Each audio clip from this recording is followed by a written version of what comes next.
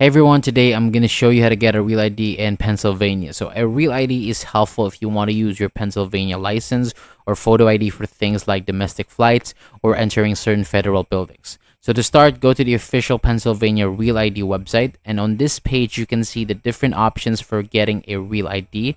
If PennDOT already has your documents on file, you may be able to order your real ID online. If not, you will need to visit a PennDOT driver's license center and bring the required documents.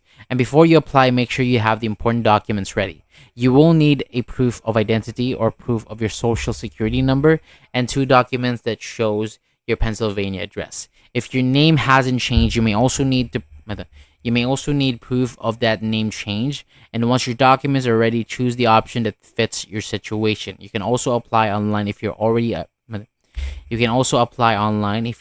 verified, or you can go in person to a driver license center. And some real ID centers may also give you the real ID on the same day, while other locations may mail to you. After that, just pay the required fee and finish the application. Once everything is approved, you will receive your Pennsylvania real ID.